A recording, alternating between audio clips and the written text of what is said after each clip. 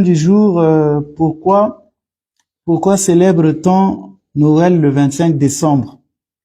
Et est-ce que la fête de Noël a-t-elle une origine païenne? Vous entendez souvent les gens dire que oui, Noël, c'est une fête païenne. Il y en a d'autres qui vont jusqu'à dire que c'est une fête satanique. On va nous dire même que Jésus n'est pas né le 25 décembre. Donc vous entendez tous ces bruits de couloirs. Pourtant, l'Église a bien déclaré qu'il fallait célébrer la Noël le 25 décembre. Pourquoi a-t-on choisi cette date du 25 décembre? Il devait avoir une raison. Et c'était une adoration du soleil Invictus, le soleil qu'on accuse les catholiques et les orthodoxes de pouvoir adorer le soleil le 25 décembre. Est-ce une réminiscence des cultes païens?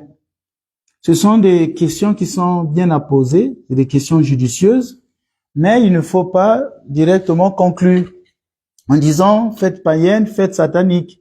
Il faut d'abord écouter l'Église qui, elle, avait statué sur ces fêtes-là. Donc moi, en introduction, je vais vous parler de 4 choses aujourd'hui. La première chose qu'on va développer, c'est que le 25 décembre est biblique. Vous allez me dire comment ça? Et oui, effectivement, la date du 25 décembre est une date biblique. Deuxièmement, on va voir les objections à la date du 25 décembre. Donc, quand on dit que le 25 décembre est biblique, il y a des objections. J'en ai noté 3. La première objection, c'est que la Bible ne précise pas la date du service de Zacharie ou de la naissance de Jésus. L'objection 2, Jean-Baptiste ne fut pas conçu en septembre. Et on aura 2 scénarios. Il y aura une première rotation, scénario numéro 2. Objection 3, Jésus ne pouvait pas naître en hiver à cause des bergers qui passaient la nuit dehors avec leurs troupeaux. Donc là, j'étais sur les objections. Troisièmement, nous verrons le 25 décembre est une date liturgique, pas une fête païenne. Une date liturgique, mais pas une fête païenne. Et enfin, je vais terminer par pourquoi certains orthodoxes célèbrent Noël en janvier. J'ai vu parmi les personnes qui ont fait des commentaires, des gens dire que les orthodoxes ne célèbrent pas la Noël le 25 décembre, mais en janvier, le 7 janvier. Et j'allais vous dire que c'est faux. Vous allez me dire, mais comment, puisqu'en Russie, par exemple, la Noël sera célébrée le 7 janvier, mais le père Ménas dit que c'est faux? Bien, c'est faux. Alors, s'il vous plaît, je peux faire un partage de cette émission d'aujourd'hui. Surtout, je ne passe pas en direct sur YouTube en raison des problèmes techniques. Donc, je me suis retrouvé à refaire ça ici simplement sur Facebook. On m'a dit que le son est bon. Donc, on va commencer le premier point, celui qui consiste à dire que le 25 décembre est une date biblique. Le 25 décembre est une date biblique. Le 25 décembre est une date biblique. Le 25 décembre est une date biblique. Alors, j'espère que le son est toujours bon. Alors là, on me dit, oui, je viens de dire que je suis revenu sur Facebook parce que sur YouTube, ça ne marchait pas. Pourtant, vous me voyez ici, donc j'ai éteint YouTube. Donc, pas la peine de me rappeler cela sur YouTube, il n'y a ni son ni image parce que ça risque de me perturber. Je viens de l'annoncer que là, j'ai arrêté le direct. Donc, j'étais en train de dire, pour revenir vers vous, que le 25 décembre est biblique. Le 25 décembre est biblique. Alors, je vais vous donner l'analyse pourquoi le 25 décembre, cette date a été choisie et que cette date est biblique. Mais après, je donnerai les nuances. Donc, celui qui parle que le 25 décembre est biblique, on va citer un grand-père de l'Église qu'on appelle Saint Jean Chrysostome.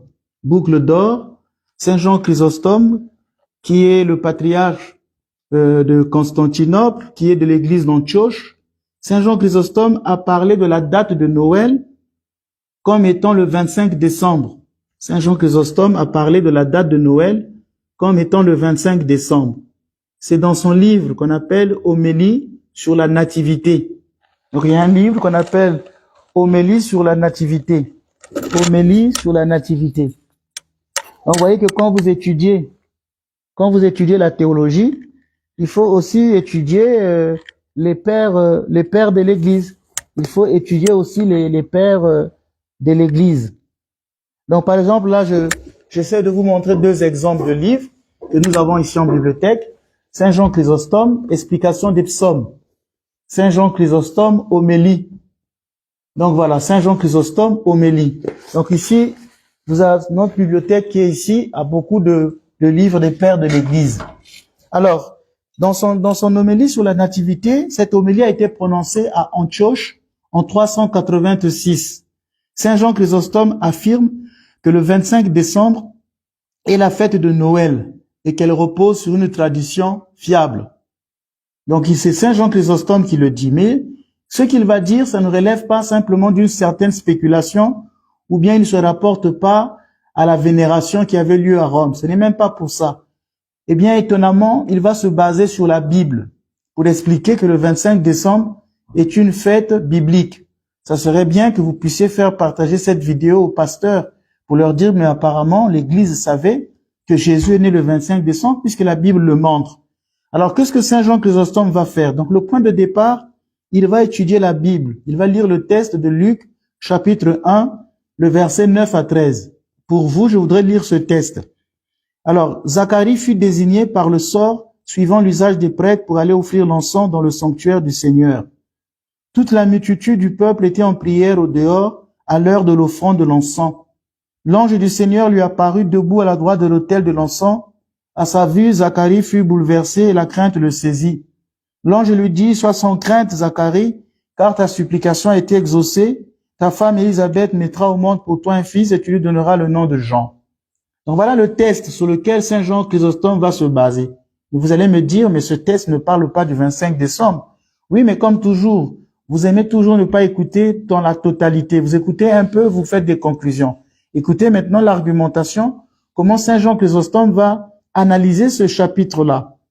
Alors pour Jean Chrysostome, l'ange annonce à Zacharie la naissance de Jean-Baptiste pendant son service au temple. Et Jean est conçu juste après. Zacharie sert dans le temple, il entre dans le voile pour offrir l'encens. L'ange lui annonce la naissance de Jean. Et tout juste quand il sort de son temple, tout juste quand il sort du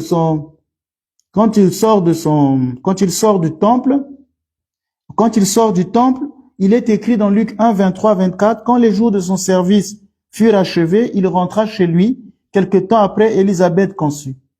Pour Saint Jean Chrysostome, la conception de Jean-Baptiste est intervenue après le service sacerdotal. Or, le service sacerdotal a eu lieu pour Saint Jean Chrysostome au mois de septembre. Au mois de septembre. Donc, si on résume, Zacharie fut conçu au mois de septembre parce que le prophète, plutôt Jean-Baptiste, fut conçu au mois de septembre parce que Zacharie offrait dans l'encens, c'était lors de la fête des Yom Kippour, le jour de l'expiation des péchés. Pour Jean Chrysostome, c'était au mois de septembre. Deuxièmement, 6 mois plus tard, l'ange vient voir Marie, l'ange Gabriel, le même ange, il vient voir à Marie pour annoncer la conception de Jésus. Au 6e mois, donc le 6e mois de la grossesse d'Élisabeth, l'ange Gabriel fut envoyé à Marie. C'est dans Luc 1, verset 26. Donc 6 mois après, c'est la conception, 6 mois après la conception de Jean, a lieu la conception du Christ. Marie conçoit Jésus en ce moment-là. Si Jean est conçu en septembre, Jésus est donc conçu en mars. C'est pourquoi nous célébrons l'Annonciation le 25 mars. Dans l'Église catholique, comme dans l'Église orthodoxe, le 25 mars, c'est l'Annonciation de Jésus. C'est le jour où Jésus est conçu. Et le Verbe s'est fait chair et est conçu dans le sein de Marie, le 25 mars. Et 9 mois après, c'est le 25 décembre. Donc Luc 1 nous dit, pour résumer tout ce qui vient d'être dit, Luc 1 nous dit que Zacharie reçoit l'annonce de l'ange pendant son service au temple. Juste après cette semaine de service, Élisabeth conçoit Jean-Baptiste. Donc en septembre. 6 mois plus tard, toujours selon Luc 1, l'ange Gabriel est envoyé à Marie qui conçoit Jésus en ce moment-là. Donc au mois de mars, 6 mois après la conception de Jean-Baptiste. En ajoutant une grossesse normale, Jean naît environ 9 mois après sa conception et Jésus naît environ 6 mois après Jean, selon que le service était donc établi en septembre. Donc voilà comment est venue la date du 25 décembre. Donc cette date n'a pas été choisie, contrairement à ce que les sectes disent, que c'est l'adoration du soleil. C'est parce qu'il y avait le dieu païen, il y avait le dieu Invictus. Les chrétiens célébraient déjà cette fête bien avant l'origine de cette fête. Bien avant. Cette date avait été choisie bien avant. Il faut que les gens le notent. Comment cette date a été choisie? Parce que Jean Chrysostome, que je viens de citer, en parlait déjà en 386. Donc Jean Chrysostome en parle déjà en 386 et il s'appuie sur les textes bibliques pour dire que non, mais l'ange est apparu à Zacharie en septembre. C'est en septembre que Jean-Baptiste a été conçu. 6 mois après, donc en mars, Jésus est conçu. Une grossesse normale, c'est 9 mois, à moins que Jésus soit un bébé prématuré. Mais on sait qu'une grossesse, c'est 9 mois. Donc voilà ce qu'on peut dire de Saint Jean Chrysostome. Sans trahir Saint Jean Chrysostome, on peut donc noter, oui, Jean Chrysostome soutient que le 25 décembre, c'est la date de la naissance de Jésus. Il le fait par exégèse biblique et non par paganisme. Donc il n'a rien à voir, il n'est pas influencé par les cultures païennes. Il n'est pas influencé parce que ce jour-là, on adore le soleil, donc nous aussi, non, il s'est laissé influencer par la Bible. C'est par une exégèse biblique et non par paganisme. Son raisonnement donc est biblique. Il s'appuie sur le texte de la Bible pour le dire. La Bible ne donne pas la date exacte de la naissance de Jésus, mais la Bible donne des repères chronologiques sérieux. Vous voyez que l'étude de Saint Jean Chrysostome est une étude quand même sérieuse. Il arrive à décrire que c'était en septembre, à Yom Kippour, que Zacharie faisait son service. C'est là où Jean-Baptiste est conçu. Donc pour lui, c'est indéniable que le Christ soit né le 25 décembre. Là, on sent qu'on est dans une chronologie, dans un repère chronologique sérieux.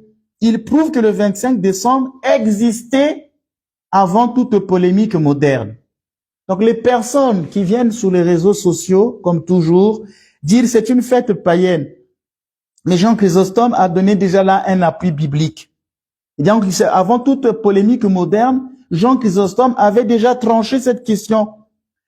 Jean Chrysostome n'a pas imposé un dogme. Ça, il faut qu'on le note. Il n'impose pas un dogme, il argumente.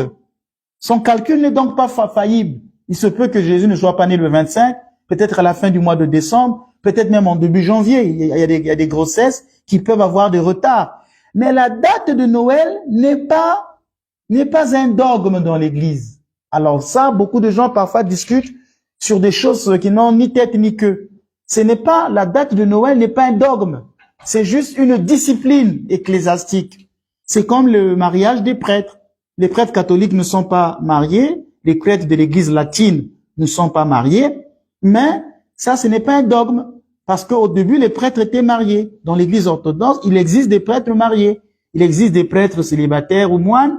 C'est une discipline, mais il ne s'agit pas d'un dogme. Parce qu'on peut ou ne pas, voilà. Tandis qu'un dogme, quand il est défini, on ne peut pas le changer. Tout le monde est obligé d'y croire. Donc, vous voyez que, ici, la date du 25 décembre, ce n'est pas une date, Saint Jean Chrysostome ne fait pas un dogme. Il ne dit pas obligatoirement. C'est pas un dogme. C'est l'Église qui, dans la liberté que le Christ lui a donnée, choisit ce jour-là. N'oubliez pas que le Christ avait dit à l'Église que ce que vous allez lier sur terre sera lié dans les cieux. Donc, dans l'Église, les évêques, les prêtres, les patriarches, le pape ne sont pas des robots. Mais eux aussi doivent réfléchir. C'est ça qu'on appelle l'Église. C'est pourquoi lors de l'Église, il fait bonjour à Émeric Nganga. Pourquoi lors dans l'Église, les gens faisaient des conciles. Ils faisaient des conciles. Pendant les conciles, les apôtres décidaient. Est-ce que lors des conciles, quand ils décidaient, les apôtres disaient l'Esprit Saint et nous avons décidé. Donc le Christ a laissé l'Église, il l'a pas laissé dans toute la plénitude de sa vérité. Il a même dit que l'Esprit Saint lui-même vous accompagnera et vous conduira vers la vérité tout entière. Donc l'Esprit Saint travaille toujours dans l'Église pour comprendre les choses. Dans la Bible, tout n'est pas dit implicitement. Tout n'est pas dit de manière totale. La révélation, elle est venue progressivement. C'est l'Esprit Saint qui accompagne l'Église et l'Église aussi a décidé. Les patriarches, les évêques ne sont pas des robots. Le Christ lui-même le montre. ce que vous allez lier sera lié dans les cieux. Donc, si l'Église décide de faire la date de Pâques le 25 décembre, eh bien, l'Église a décidé, toi, tu te tais. Tu te tais, tu ne peux pas être un pasteur de manière isolée, dans ton petit coin, commencer à dire que non, non, non, moi je pense que c'est pas cette date-là. L'Église vient de décider. Mais je viens de vous dire que cette décision est venue d'un calcul biblique. Mais attention, le raisonnement de Saint Jean Chrysostome, bien qu'il soit biblique, bien qu'il ne soit pas païen, il est discutable. Il a fait une exégèse pour montrer que c'était le 25 décembre, la naissance de Jésus. Et toutes les églises se sont accordées. Même les orthodoxes célèbrent la naissance le 25 décembre. Tout à l'heure, les gens me diront, mais comment cela vers le 25 décembre? Comment cela? Ben, oui, même le 25 décembre. Mais il y a des orthodoxes qui célèbrent en janvier. On viendra à la fin. C'est pourquoi il faut pas partir. Il faut bien écouter parce que sur la place publique, il y a trop de,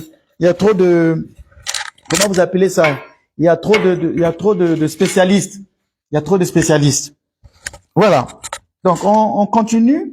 J'ai enlevé la croix parce qu'il y a une plainte. Vous voyez, quand j'étais sur le plateau, tout le monde vient dire pourquoi le Père Ménard tient toujours sa croix. J'ai dit ça fait du bruit.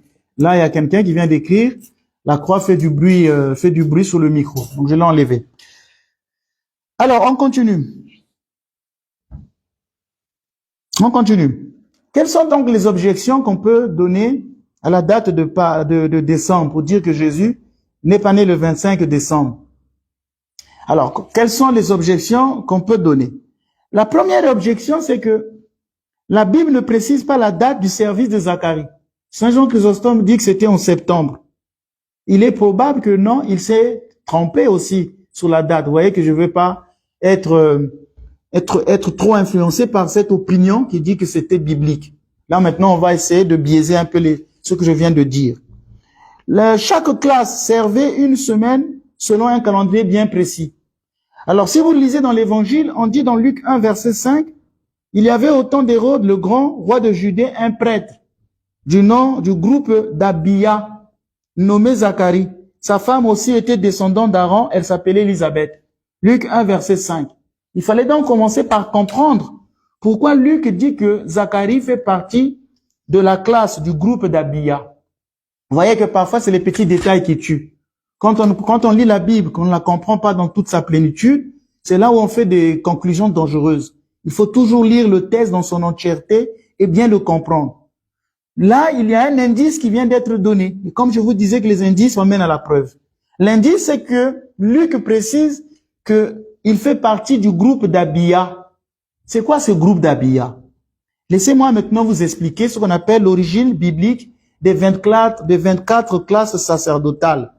Chez les Juifs, les prêtres étaient structurés, regroupés en 24 classes sacerdotales. En 24 classes sacerdotales. C'est dans 1 Chronique, chapitre 24. Vous verrez ça dans 1 Chronique, chapitre 24. On dit que le roi David, avec Tsadok, descendant d'Éléazar, et Abimelech, descendant d'Ithmar, organise les prêtres en 24 classes. 24 classes pour assurer un service régulier et continu au temple. Donc l'objectif, c'était que le culte fonctionne toute l'année sans interruption. Donc David va créer les 24 classes des prêtres. C'est dans 1 Chronique, chapitre 24, le verset 7 à 18. Rapidement, on va lire les noms de ces 24 classes sacerdotales. Vous avez Jéroïb, Jedaïjib, Harim, Séorim, Malkija, Mijamin, Akos, Abia. Donc la classe de Zacharie, c'est Abia. C'est la 8e classe, Abia. Il y a Jeshua, il y a Shekania, il y a Eliashib, Yakim, Upa, Jeshebéab, Bilga, Imer, Ezir, Apitzetz, Petaïa, Jexékel, Jakim, Gamul, Delaja et Maïzia. Donc tout à l'heure, je venais de vous dire que Abia était la 8e classe, c'est celle de Zacharie. Zacharie appartenait à la classe d'Abia. Or, toutes les classes avaient ce qu'on appelle un principe de rotation. D'abord, chaque classe devait faire son service dans le temple pendant une semaine. Pendant une semaine. C'est du sabbat au sabbat. Donc, un groupe arrive le samedi, termine toute la semaine, et le samedi suivant, une autre classe récupérée. Donc au total, ils faisaient une alternance. Et l'année cultuelle, je dis bien l'année cultuelle juive, avait 52 semaines. Donc chaque classe devait servir 2 fois par an, puisqu'il y en a 24. 24 fois 2, ça fait 48. Et il reste au total 6 semaines. Mais vous verrez les 6 semaines là servaient à quoi. Donc chaque classe de prêtres passait dans l'année 2 fois.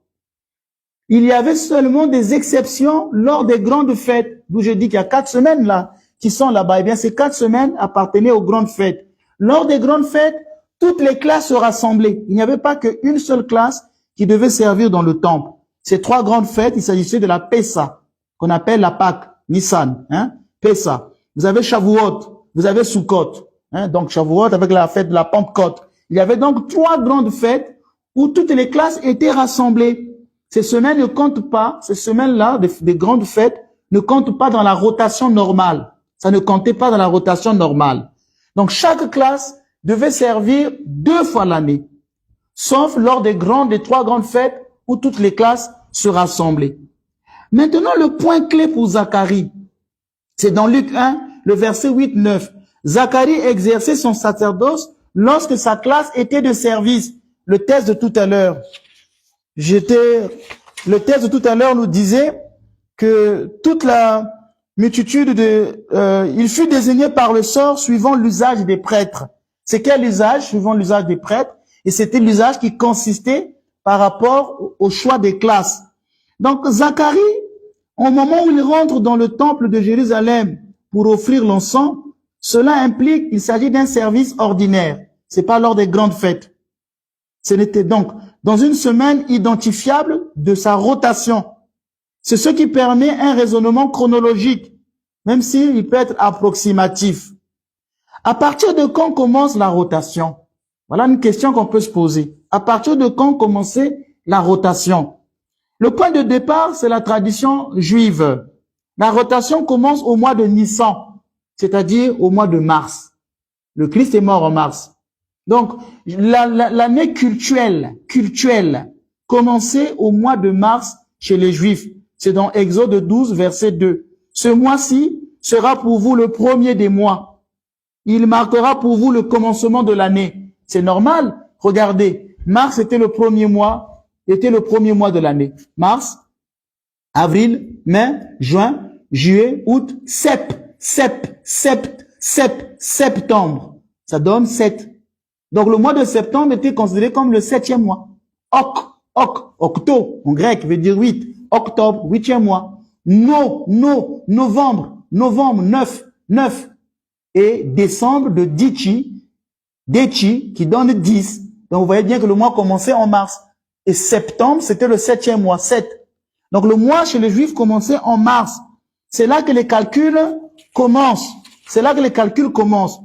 Il faudra donc qu'on passe à ce qu'on pourrait appeler une application concrète. Si on commence à Nissan, c'est-à-dire au mois de mars, je vous ai dit que la tribu de Zacharie était la 8e. Ce qui veut dire que la première classe commence en mars. Et donc la 8e classe devait commencer en mai ou surtout en début du mois de juin. La première classe passe la première semaine de mars, la deuxième classe, deuxième semaine, troisième, quatrième. Parfois c'était en fin mars. Vous passez au mois de mars, avril, il y avait 4 classes qui passaient. Donc la classe d'Abia devait passer soit en début d'avril ou en fin mai ou en juin. Alors, ce qui veut dire, ça ne pouvait pas être au mois de septembre, comme le pense Saint Jean Chrysostome.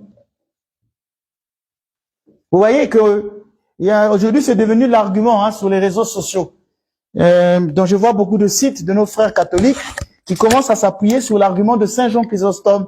Et hier, au cours d'un direct, j'ai été obligé de nuancer ça pour dire que c'est vrai que nous célébrons la Noël le 25 décembre. Saint Jean Chrysostome nous l'a dit, mais attention, ces propos ne sont pas absolus. Ils peuvent avoir des erreurs.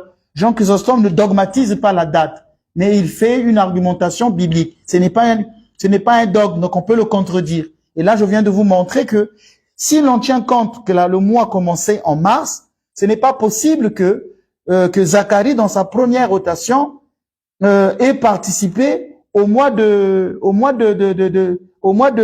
septembre. Ce n'était pas possible.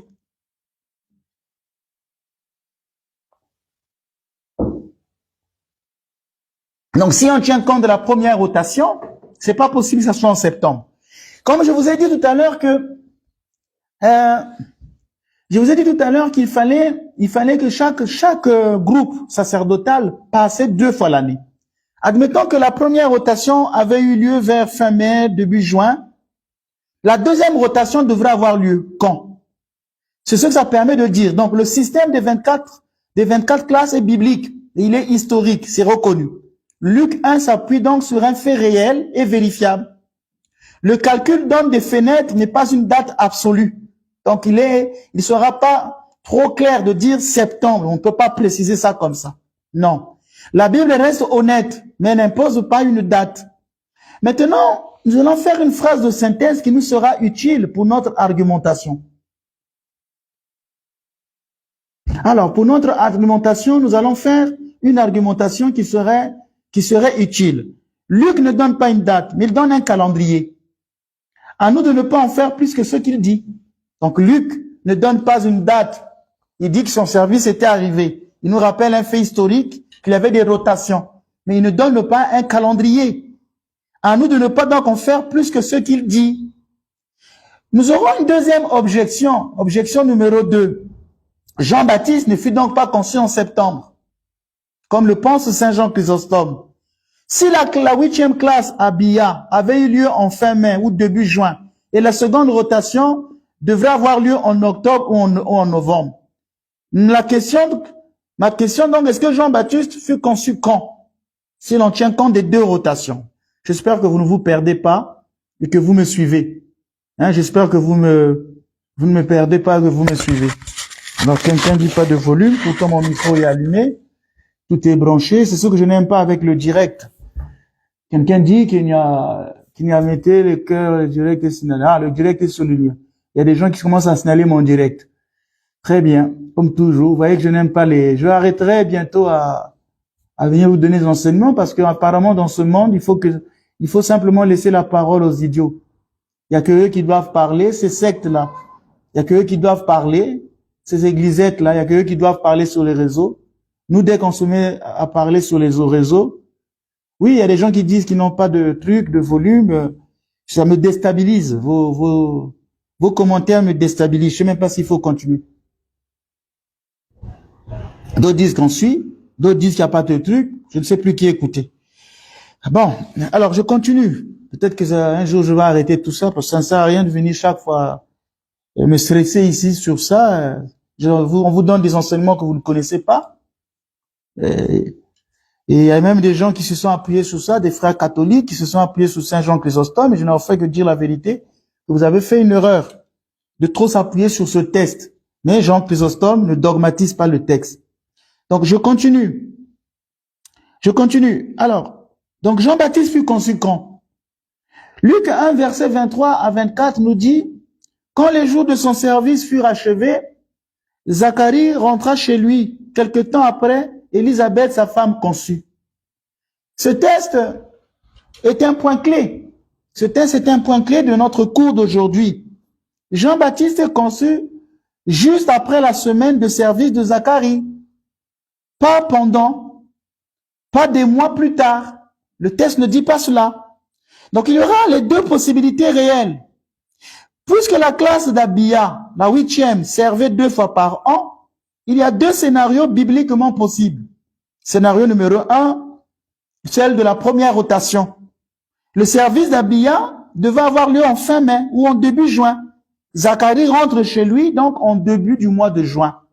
C'est là où sa femme va concevoir. Donc la conception de Jean-Baptiste a eu lieu au mois de juin. C'est pourquoi l'Église catholique et l'Église orthodoxe célèbrent la conception de Jean-Baptiste le 24 juin. C'est déjà un indice. C'est le 24 juin. C'est le scénario le plus cohérent avec, par exemple, le calendrier agricole. Les bergers qui dorment la nuit. Quand le Christ est né, les bergers qui dorment la nuit. Donc la naissance de Jésus est arrivée en automne.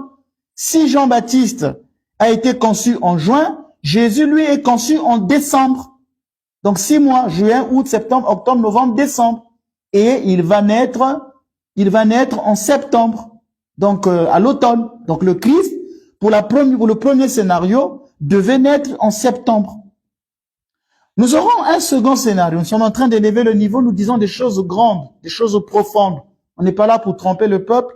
C'est pourquoi je disais que attaquez-moi sur le raisonnement, sur ce que je dis. Ne m'attaquez pas à ma personne. Ne m'insultez pas. Oh, il ne connaît rien. C'est un idiot. Voilà. Ça, vous attaquez les personnes. Ce n'est pas, il est idiot, il ne connaît pas, il n'a pas le Saint-Esprit, il égare les gens. Ça, ce n'est pas un raisonnement théologique. Ça, c'est un point de vue personnel. Ici, on veut des raisonnements théologiques qui s'accordent. On n'attaque pas les personnes dans un débat. Que non, tu es déséquilibré. On attaque l'idée, la théologie qu'il enseigne. Je viens de vous faire là une analyse qui vous montre le premier scénario. Deuxième scénario possible. Je vous ai dit qu'il y avait deux rotations dans le temple. Il y avait 2 rotations dans le temple. Si on va tenir compte de la seconde rotation, si la première rotation a eu lieu en mai-juin, donc il faudrait qu'il attende 24 semaines après pour avoir sa rotation, 24 semaines après. Cette deuxième rotation devra donc avoir lieu en octobre ou en novembre, ce qui fait que Zacharie est rentré chez lui en novembre. Donc la conception de Jean-Baptiste devrait avoir lieu en novembre. Parce que je vous ai dit qu'il y avait 2 rotations, que le texte de l'évangile ne nous dit pas si c'était quand Zacharie a offert l'encens au temple. Le texte de la Bible n'a pas précisé si c'était la première rotation ou si c'était la deuxième rotation. Le texte de la Bible n'a pas précisé si c'était la première rotation ou si c'était la deuxième rotation. D'où on est en train d'étudier les 2 rotations possibles. Ici, on élève le niveau. On n'est pas dans le blabla. On est dans l'étude. On ne s'arrête pas seulement parce qu'on a lu Saint Jean Chrysostome. Donc, ce qui veut dire que Jean-Baptiste aurait été conçu en novembre. Alors, décembre, janvier, février, mars, avril, mai. Le Christ serait donc conçu au mois de mai. Et sa naissance interviendra quand? Juin, juillet, août, septembre, octobre, novembre, décembre, janvier, février. Ça, c'est si on étudie cela comme cela. Donc, ce scénario est bibliquement possible, mais pose plus de difficultés ensuite. Comment il va poser plus de difficultés? Comment le Christ devrait-il naître en hiver avec des bergers qui dorment à la belle étoile? Ce que la Bible permet d'affirmer avec certitude, c'est ceci. Ce que la Bible permet d'affirmer avec certitude, c'est ceci. Jean-Baptiste n'a pas été conçu en hiver profond. Il a été conçu peu après un service sacerdotal précis. La Bible donne une fenêtre, pas une date au jour près. La Bible donne une fenêtre, mais pas une date au jour près. Soit c'était en juin, soit c'était en novembre, mais pas autre chose. Soit c'était en juin, soit c'était en novembre, mais pas autre chose. Pourquoi beaucoup retiennent le mois de juin? Je disais que c'est possible que Jean-Baptiste fût conçu en juin, d'autant plus que l'Église catholique et l'Église orthodoxe célèbrent la conception de Jean-Baptiste au mois de juin. Ce n'est pas toujours là un dogme. On n'est pas en train de dogmatiser. Il s'agit toujours de ce qu'on appelle les théologoumènes. En théologie, c'est l'opinion théologique. C'est l'opinion théologique. C'est une tradition ancienne. Chez certains pères, les pères de l'Église, attestent cela comme étant une tradition ancienne.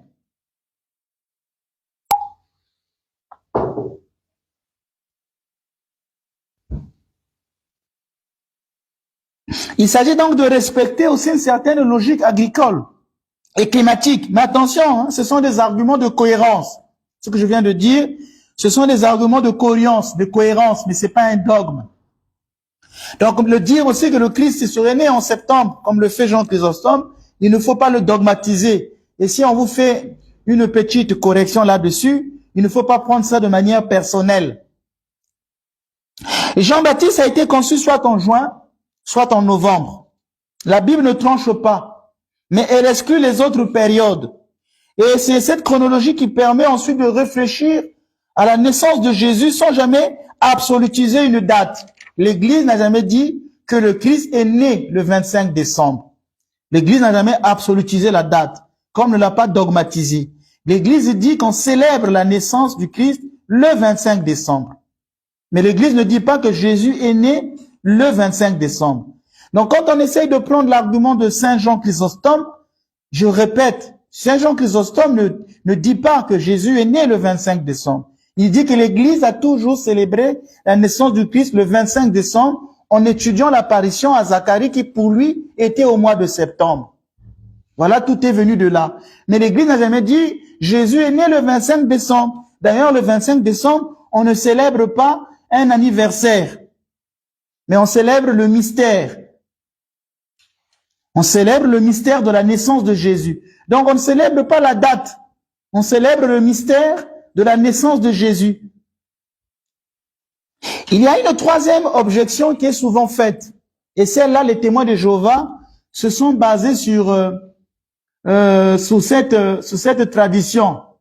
Sous cette tradition. Jésus ne pouvait pas naître en hiver à cause des bergers qui passaient la nuit en dehors avec leurs troupeaux. Puisque la Bible dit qu'il y avait des bergers qui étaient là la nuit. Mais c'est l'hiver. Comment pouvaient-ils passer la nuit en hiver dehors? Et les témoins de Jéhovah souvent se sont battus, appuyés sur ça. Quand ça arrange, quand les gens, ça les arrange, là ils prennent. Mais quand ils prennent toujours une partie de la Bible, ils veulent pas prendre toute la plénitude de la révélation. Et c'est ça le défaut parfois chez nos frères séparés ou chez ceux qui sont dans des sectes chrétiennes. C'est qu'ils vont prendre les parties qui les arrangent ou bien ils vont lire des hérétiques. Par exemple, les témoins de Jéhovah disent qu'il ne faut pas célébrer les naissances parce que dans la Bible, ceux qui célébraient les naissances, c'était les rois comme Hérode qui avait célébré son anniversaire. On ne doit pas célébrer les anniversaires. Mais ce que les témoins là de Jéhovah disent, c'est ce que disait Origène. Origène n'a pas été reconnu comme un saint, bien qu'il était un écrivain sacré. Il n'a pas été reconnu comme un saint dans l'église orthodoxe ou catholique. Il a même parfois professé des doctrines qui étaient contraires à la foi chrétienne. Lui-même, Origène, s'était fait castrer. Et l'église ne l'a pas reconnu comme saint. Les témoins de Jéhovah vont s'appuyer parfois sur des écrits comme ça. Il y a même eu des saints qui ont professé de l'hérésie. Des saints, je dis bien. Certains pères de l'église, parfois, ont eu à prononcer des hérésies. Grégoire de Nice, qui était un grand théologien, dont je vous ai montré le livre, il est reconnu, sa théologie est reconnue. Mais à un moment, il a professé l'apocastase qu'il avait professé. Donc, parfois, quand on lit il faut pas seulement lire les pères, mais les pères se lisent à la lumière de l'église. C'est comme la Bible. La Bible, on la lit pas en soi-même. Il faut comprendre ce que l'église dit de ce texte. Et les pères aussi, c'est la même chose. Ah, mais j'ai lu les pères. Oui, Origène ne voulait pas qu'on célèbre Noël, mais là encore, il y a un anachronisme puisque la fête de Noël est instituée au IVe siècle. Or, Origène vient bien avant. Donc là, les gens qui parlent d'Origène, pour prouver, ça ne va pas. Alors, on revient sur l'objection numéro 3. Jésus ne pouvait pas naître en hiver parce que les bergers paissaient la nuit en dehors avec leurs troupeaux. En Judée, en plein hiver, les troupeaux ne campaient pas dehors la nuit à cause du froid et des pluies. Cela correspond plutôt à une saison douce. Comme je disais, peut-être que vraiment le Christ est né au printemps, à l'automne, au mois de septembre ou au mois de mai. Au mois de mai, c'est déjà l'été, le mois de mai. C'est peut-être, il est né au printemps ou à l'automne. Mais relisons ce texte de Luc chapitre 2, le verset 8. Des bergers étaient dans la région, passant la nuit dehors, montant la garde la nuit sur leurs troupeaux. Alors, j'ai voulu reprendre le texte grec. J'ai repris ma Bible en grec, qui est ici, pour relire ce texte. Dans mon mauvais grec, le texte dit eraluntes. Ça veut vous dire quoi? Vous avez un peu dedans un mot comme la lune, luntes. Mais dans le grec ancien, cela veut dire la belle étoile. Donc les bergers dormaient à la belle étoile. Parce que le texte moderne, en français moderne, on a écrit que ils dormaient passant la nuit dehors. Le texte ne parle pas de nuit dehors, mais disait dormir à la belle étoile, hors des enclos, dormir à la belle étoile. En d'autres termes, ils dormaient dehors. Ils n'étaient pas dans un enclos. Donc ils étaient dehors.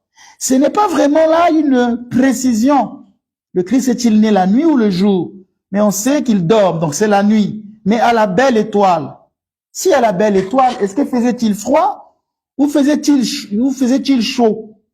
Les troupeaux sont rentrés normalement dans des abris quand il y a de l'hiver et ne pâturent pas en plein champ la nuit. Les troupeaux ne pâturent pas en plein champ la nuit. Ce n'est donc pas impossible que c'était en hiver. Je dis bien, comme je vous dis souvent qu'en théologie, voilà, quelqu'un dit pourquoi un saint qui fait objet d'hérésie continue à être nommé saint? Eh bien, parce qu'il peut arriver que la personne fasse l'erreur, mais a une vie sainte. C'est le cas, par exemple, dans l'église orthodoxe, on reconnaît saint Augustin comme un saint. C'est sa vie qui est sainte. Mais sa théologie parfois peut être mise de côté parce que ce sont des hommes qui peuvent être sujets à l'erreur. Nous avons vu ça dernièrement, parfois dans l'église catholique. Le pape François pouvait dire des choses que certains cardinaux pouvaient corriger. Ça ne fait pas de lui un mauvais homme. Donc, je répondais tout à l'heure à André-Marie rapidement. Mais on revient d'abord dans le test, s'il vous plaît. Les questions, c'est toujours bien vers la fin, s'il vous plaît. Alors, donc, je disais que ce n'est pas impossible que Jésus soit né en décembre. Mais c'est très peu probable. Et je disais qu'en théologie, les mots ont leur valeur. On ne dit pas n'importe quoi en théologie. Il faut bien structurer la pensée et les phrases. Donc, ce n'est pas impossible. Mais je dis c'est très peu probable. Vous n'allez pas dire le Père Ménas, les gens qui sont comment on appelle ça, épidermiques, volcaniques, et qui ne réfléchissent pas sur les mots et les phrases. Ils vont dire le Père Ménas a dit Jésus n'est pas né en décembre. Et c'est comme une fois je passais à la télé, je dis il arrive que des protestants communient à la messe catholique. Et j'ai un prêtre catholique qui m'appelle et qui me dit vous avez dit que les protestants communient à nos messes. J'ai dit mon père c'est pas ce que j'ai dit. J'ai dit il arrive que. J'ai pas dit les protestants communient à la messe catholique. Il arrive que. Et je lui ai montré les thèses de l'église catholique qui le disent. Donc quand les gens n'écoutent pas la langue de Molière, le français, l'articulation des phrases, on risque de me taxer des choses que je n'ai pas eu à dire. Je viens de dire ce n'est pas impossible que Jésus soit né en hiver par rapport à cet indice qu'il y avait des bergers qui dormaient la nuit. C'est très peu probable. Continuons. Il faudrait donc étudier la loi juive et la pratique pastorale. Il faudrait qu'on comprenne comment les Juifs eux-mêmes paissaient leurs troupeaux. Il faudrait lire ce qu'on appelle la Mishnah. C'est un texte hébraïque qu'on appelle la Mishnah, qui vient du Bava Kama, chapitre 7, verset 7, indique que les troupeaux sortent en pâturage de mars à octobre. Chez les Juifs, les troupeaux sortent au pâturage de mars à octobre. C'est pourquoi on dit que Jésus serait né le 25 mars. Mais tout à l'heure, je vais venir sur cette date du 25 mars. Les troupeaux sortaient de mars à octobre. En saison de pluie, ils sont regroupés et abrités. En saison de pluie, ils sont abrités et regroupés. Les bergers ne campaient pas dehors pendant l'hiver. Ce n'était pas possible. Alors, j'ai vu une personne sur les réseaux, sur TikTok, donner un argument. Il a dit que aujourd'hui, nous sommes le 25 décembre et la température en Israël, il fait 18 degrés. Donc, de dire ça, ce n'est pas vrai. Il a répondu en disant, ce n'est donc pas vrai puisque aujourd'hui, il fait 18 degrés. Bon, d'abord, il faut voir aussi le changement climatique. À cette époque, comment étaient les températures? Il a fait une comparaison avec une température de 2025. Il a oublié qu'il y a le réchauffement climatique. Et puis, deuxièmement, tout à l'heure, je disais que ce n'est pas impossible, mais c'est très peu probable. Donc, c'est la même chose. On peut lui rétorquer que oui, aujourd'hui, il fait 18 degrés. Mais cela ne veut pas dire qu'il faut en prendre un argument universel.